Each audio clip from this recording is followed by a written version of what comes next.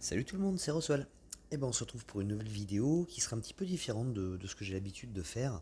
C'est-à-dire que on va s'attaquer à une petite analyse de deck. Par analyse de deck, j'entends pas spécialement dire tu devrais faire ça, tu devrais faire ça. Mais voilà, juste que moi je ferais si. Enfin, me mettre à la place de la personne dont je vais analyser le deck et dire voilà, personnellement je ferais ça ou ça, j'augmenterai, je prête tel héros, je donnerai les emblèmes à tel héros, je ferai telle défense, voilà. Voir ce que moi je ferais si j'avais ce deck là. Je ne pense pas avoir la science infuse ni savoir exactement ce qu'il faut faire. Je donne mon avis et après les gens en feront ce qu'ils veulent. Voilà, bref. Donc aujourd'hui on va s'attaquer à Nico. Que voici, Nico Imperial Puzzle, c'est un youtubeur. Euh, J'ai mis ça où? J'ai mis ça là, voilà. N'hésitez pas à aller voir sa chaîne. C'est sympa ce qu'il fait, hein. Il y a pas mal de gameplay et j'aime bien ce qu'il fait en termes de gameplay. J'ai trouvé, je trouve sa manipulation de puzzle plutôt pas trop mal. Il donne aussi des avis sur des héros et tout, donc n'hésitez pas à aller voir. C'est c'est sympa. Donc, allez, on va s'attaquer tout de suite à son deck. Donc déjà, sa petite fiche, son profil de joueur. On peut voir d'entrée de jeu 113 520 de dégâts sur un titan. C'est franchement bien. C'est mieux que moi déjà. Personnellement, mon meilleur score c'était 103 000 et des brouettes. Donc c'est plutôt sympa, sachant qu'en plus Nico c'est un joueur qui est free to play, ou à très peu de choses près free to play. Donc c'est des bons dégâts, hein. C'est franchement pas mal. Ensuite, son titan le plus élevé c'était un 10 étoiles. Donc là je sais pas si t'as fait ça en nous rejoignant, en rejoignant les cadocs, ou si t'avais déjà fait ça avant, puisqu'on est sur du 9-10 étoiles. Là-dessus, je te bats. Je te bats. Moi, mon plus fort, c'était du 13 étoiles. C'était pendant mon petit passage à la capitainerie, qui était un passage assez court. J'avais fait qu'une semaine chez eux. Mais c'était franchement sympa. Et bah, j'en profite d'ailleurs tiens, pour saluer un petit peu tous les capitaines. C'était vraiment un passage assez sympa. Voilà.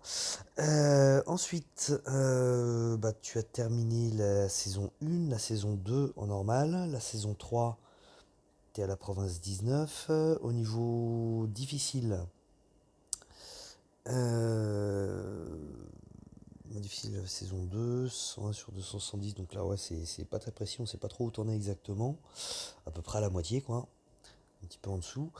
Bah, a priori, t'as pas vraiment commencé le mode difficile de la saison 3. Et pour la saison 4, oups, qu'est-ce que j'ai fait? Voilà.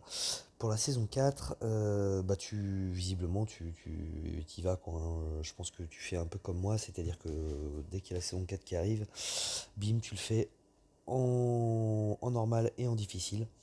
Euh, Bah voilà, c'est ce que je fais. Donc clairement, je ne peux qu'aller dans ton sens.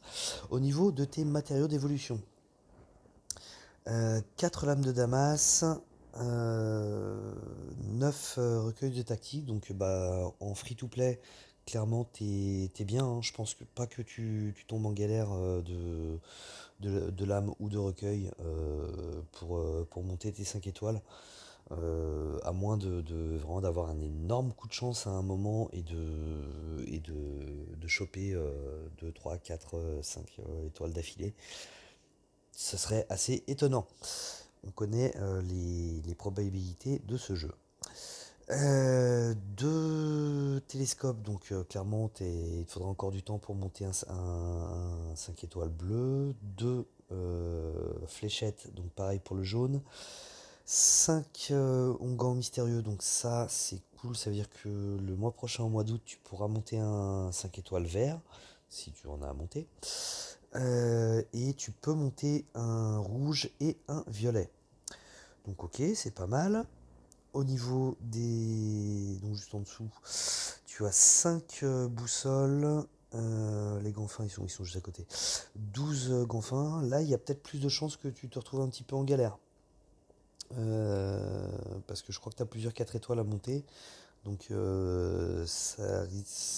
c'est peut-être un peu plus possible déjà que tu sois un peu plus en galère à ce niveau-là. On oublie les 5 étoiles rouges puisque tu n'as qu'une seule lame cachée, pareil pour les 4 étoiles d'ailleurs. Et par contre, tu peux monter au moins que ce soit 5 étoiles ou 4 étoiles dans les autres couleurs. Au niveau des emblèmes, bah, c'est assez bien réparti, j'ai envie de dire. Tu les as pas mal utilisés. Tiens, en sorcier, on est à peu près pareil. Je vais en avoir un petit peu plus, je crois que je suis à peu près à 800 emblèmes de sorcier. Il n'y a pas énormément de héros sorciers, hein. En tout cas, pas énormément qui vaillent le coup. Et donc une cinquantaine, enfin 51 en magicien et 12 emblèmes de réinitialisation. Ça, c'est cool. Ça, c'est cool, c'est toujours pratique et on va le voir après parce que j'ai déjà regardé un petit peu ton deck et pour moi, tu en aurais besoin d'un. Attardons-nous un petit peu sur tes héros. En rouge, donc tu as deux 5 étoiles, Kagan qui est fini et Elena qui est commencée. Bah, malheureusement, tu peux pas la terminer, mais clairement, je pense à moins que tu tombes sur un héros mieux que ça d'ici là, clairement, il n'y a pas à hésiter. Monte ta Elena, euh, elle te sera utile. Elle a une très très forte stat d'attaque, donc que ce soit en attaque, en défense, elle te servira. Au niveau de tes 4 étoiles, bah, tu as déjà tout monté, tu as même limite breaké Boltusk, ce qui est un bon choix, clairement. Bah, hésite pas, Mac, il est sympa, je pense qu'il sera très bien en tank dans les tournois à 4 étoiles sans les bleus. Il sera très bien, et je pense même meilleur que Gormek ou Wilbur. Surtout Wilbur. Wilbur, je sais que je l'avais très bien noté dans mon top des 4 étoiles rouges. J'en suis un petit peu revenu parce que j'aime pas du tout le partage de dégâts contre les ennemis. Enfin, sur les ennemis. Ça m'embête un petit peu. Donc voilà. Fais ton Mac, il n'y a pas de souci avec ça. Je pense pas que tu le regrettes. Il est assez sympa, le petit Vermac. Et ensuite en 3 étoiles, bah en 3 étoiles, tu as déjà tout monté. Donc voilà, pas grand chose à dire sur tes rouges. Dès que tu peux, monte ta Elena. Je pense que c'est ce que tu auras de mieux à faire. Sans doute même avant Mac, hein, si jamais tu te retrouvais avec Ouais, du coup, il te faudra les lames cachées, il t'en faudra 4 8 au total. Donc ouais, t'as quand même du temps devant toi avant de pouvoir le faire. Mais je pense que la priorité sera à Elena. Ensuite en vert. En vert, bon, en 5 étoiles, t'as que la mer Nord. Mais c'est pas mal, c'est un très très bon héros, la mer Nord. Ça pourrait être pire, hein. Avoir qu'un seul étoile, un seul 5 étoiles en vert, ça pourrait être bien pire que la mer Nord. Donc voilà, très très bien à ce niveau-là. En 4 étoiles, bah, t'as déjà tout monté aussi. Il te reste que Gadérus, bah vas-y, hein, monte ton Gadérus. Pas de souci, il pourra très bien te servir de tank en 4 étoiles vert. C'est ta Buddy qui pour moi est sans doute meilleur. Pareil pour Cashrek. Monte-le toujours de toute façon en vert, t'as un peu que ça à faire. Donc vas-y, hésite pas. En bleu, déjà t'as un petit peu mieux fourni. Frida, ça c'est très très bien, c'est un excellent héros, Frida. Vraiment, c'est vraiment très très bien. Richard, euh, là on y reviendra après, mais clairement ton emblème de réinitialisation rouge, pardon, à mon avis c'est là qu'il va falloir l'utiliser.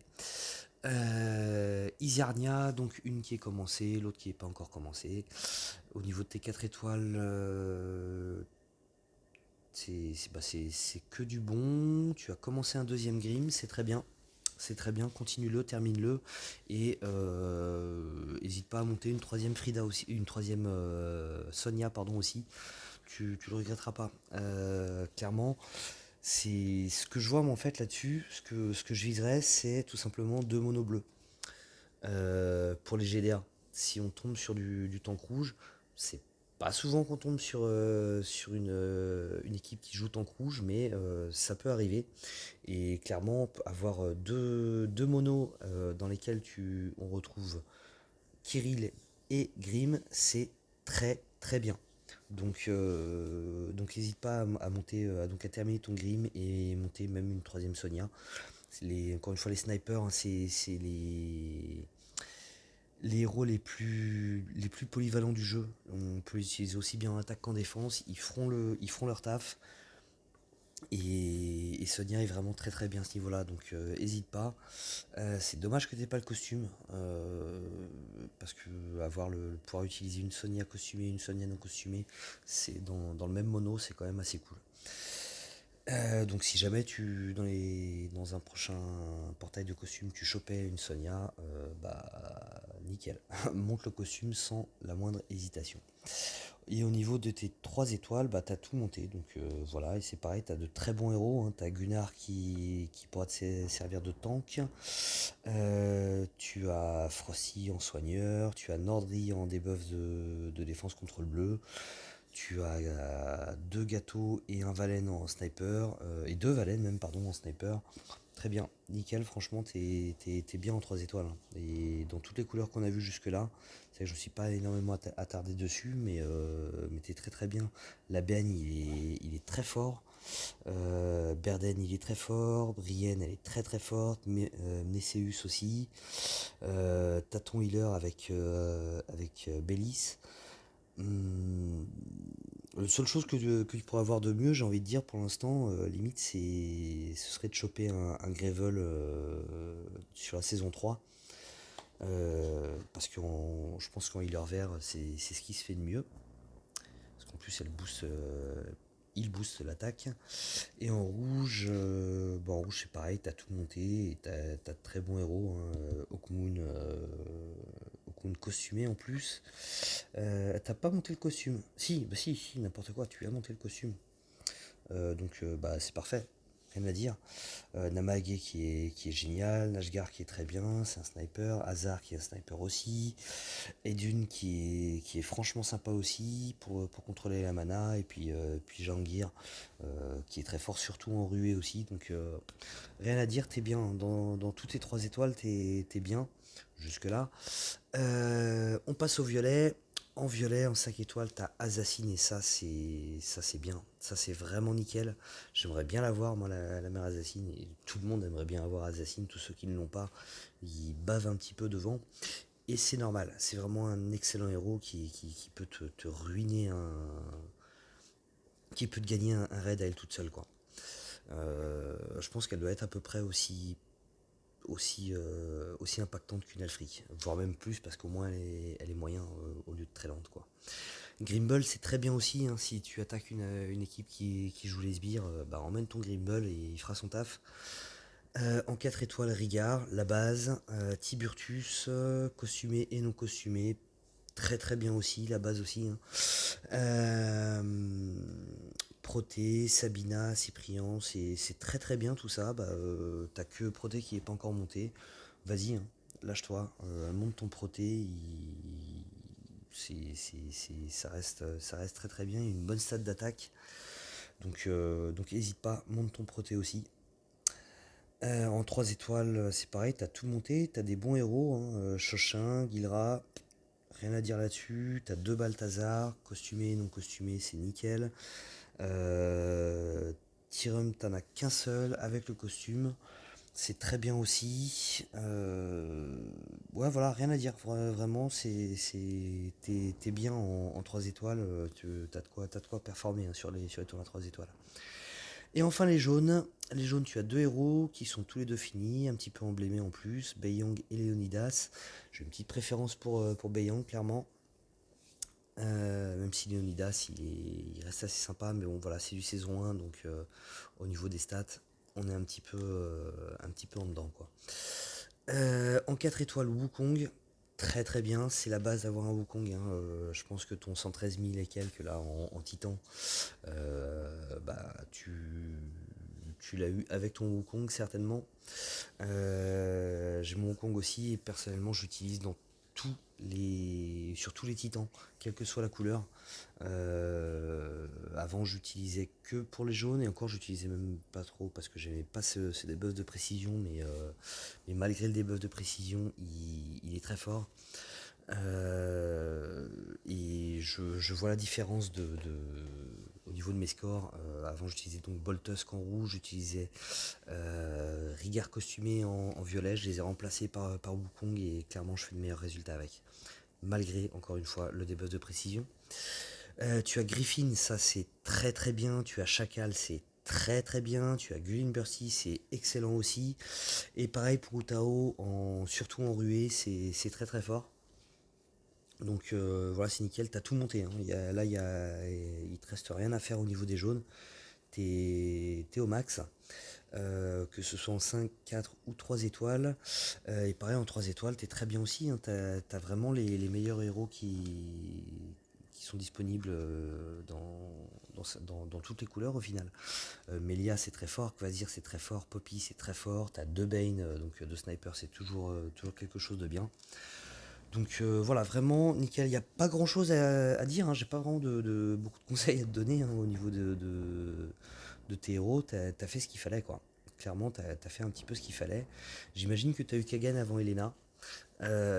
Sinon, là, ce serait peut-être là la seule petite erreur que tu aurais faite. Ce serait si jamais tu as eu les deux en même temps, ou à peu près, ça aurait été de prioriser Kegan par rapport à Elena. Je pense que Elena passe devant, mais voilà, à mon avis, c'est l'inverse, tu as eu Kegan avant. Bref. Sinon, ce que je ferais avec tout ça, au niveau de la défense, que tu m'avais demandé aussi de donner mon avis sur une optimisation de ta défense, on va déjà aller voir ce que tu as maintenant. Hop. Alors, tac, Nico, t'es là. Et on voit que ça marche quand même un minimum, hein, t'es quand même troisième de l'Alliance. Donc tu es en inversé. Donc la bonne nouvelle, c'est que tu as ton académie des héros. Je ferai pas cette défense-là personnellement. 4 étoiles dans ta défense, je pense que tu peux avoir mieux. Et, et c'est peut-être pas des héros assez impactants pour le jouer en inversé. Il y a peut-être mieux à faire. Et pour moi, le mieux à faire, ce serait de passer en double. De passer en double avec... ouais. Déjà, première chose, je retirerai les emblèmes de Richard pour les donner à Frida. Je pense que Frida est au-dessus de Richard. Elle tape sur 3 personnes, même si elle tape un poil moins fort que Richard, elle tape sur 3 personnes. Elle débuffe contre le bleu, c'est toujours quelque chose de sympa. Dans ton mono, elle te servira énormément contre les titans. C'est ne part jamais sans Frida, contre les titans rouges. Elle donne en plus, donc dans ton mono, un buff de défense, pardon, contre le vert, donc c'est plutôt cool. Donc ouais, je donnerai personnellement les emblèmes de paladin à Frida. Ce qui donnerait donc, en position 1 sur une formation double, donc 2 tanks à l'avant et 3 sur la ligne arrière. En position 1, je mettrais Mer Nord, qui reste sa meilleure position à la Mer Nord. En position 2, je mettrais Frida. En position 3, je mettrais dans un premier temps Kagan en attendant d'avoir ta Helena de terminer. Et je mettrais même un Kagan, je pense, sans le costume. Sans le costume, puisque tu n'as qu'un seul héros qui soit rapide, c'est Beiyang. Tu manques vraiment de rapidité. Donc clairement un Kagan version... on va comparer un petit peu les deux, on va aller voir. De mémoire, Kagan non costumé c'est plus 24% de génération de mana et avec costume c'est 12%. Hop, on va aller voir ça. Ouais c'est ça, on est à 12% de génération de mana. Avec le costume et sans le costume on est à 24%. Et clairement le gros défaut que tu peux avoir en défense c'est la vitesse de mana. Donc je pense que un Kagan en version non costumée en position 3 ça t'aidera pas mal à ce niveau là, en attendant d'avoir ta Elena qui sera très très forte. Encore une fois, les deux sont des héros qui agissent théoriquement sur 3 personnes, puisque donc le lanceur et les alliés à proximité, là ils agiront sur tout le monde sur une formation double. Donc voilà, optez pour une formation double avec Kagan qui va booster la mana de tout le monde, en plus de buffer la défense de tout le monde. La mer Nord donc sur sa position privilégiée qui est à gauche, qui peut devenir un véritable enfer quand elle fait revenir tout le monde. Frida qui a de meilleures stats que Richard en fait. En termes d'attaque, on sera mieux, hein. On va comparer un peu les deux. Hop, Frida, hop. On est à 733 d'attaque, 723 de défense, 1330 de PV. Et Richard, sachant que tu n'as pas le costume, on est à seulement 644 d'attaque. C'est pas top, que ce soit au niveau de l'attaque ou de la défense. Je préférerais utiliser Frida que Richard. On a 817 de défense pas mal, mais par contre on manque de PV. Donc je pense que Frida est bien mieux équilibrée. Elle apportera beaucoup plus, je pense, à ton équipe. Donc voilà, moi personnellement je retirerais les emblèmes de Richard pour les mettre sur Frida. Et donc voilà, donc ça nous donnerait une défense, encore une fois, donc Mernor à gauche, Frida en 2, Kagan dans un premier temps, puis Lena en 3. Ensuite je mettrais Beiyong en 4 devant, puisqu'il est rapide, et Assassin au fond à droite. Assassin, je pense que elle manque peut-être un petit peu de défense. Faut que je revoie un petit peu ses. Oula, qu'est-ce que j'ai fait? Hop, voilà. Elle est pas mal. Oh, on va aller dans la comparaison là carrément. Hop, le comparateur, voilà. Assassin. Et on a dit Bayong. Hop, on est à peu près dans les mêmes eaux. C'est vrai qu'Assassin est un peu plus résistante. Et là j'ai un doute sur Assassin. Ça va dépendre un petit peu de ce qu'elle fait en fait. 20% de défense sur 3 tours, donc vaut peut-être mieux pas qu'elle se déclenche trop tôt et vaut peut-être mieux pas la mettre devant. Donc ouais, je reste là-dessus. Mernor à gauche, Frida en 2, Kagan puis Elena en 3, Beiyong en 4, puisque encore une fois, de toute façon, ça dépendra beaucoup du puzzle, hein, mais si le puzzle n'est pas tout de suite favorable à l'attaquant, clairement, Beiyong en rapide, il sera utile et il peut devenir emmerdant. Et ensuite, en position 5, je mettrai Assassin donc sur l'aile droite. Donc voilà, bah écoute, j'espère que ça t'aura aidé, Nico, et puis pour les autres, j'espère que la vidéo vous aura plu. Et puis bah, je vous dis à la prochaine, on verra dans les prochaines vidéos, il y aura l'analyse du deck de Azertov, puis l'analyse du deck de Luvia. Et puis voilà, allez, je vous dis à plus, ciao.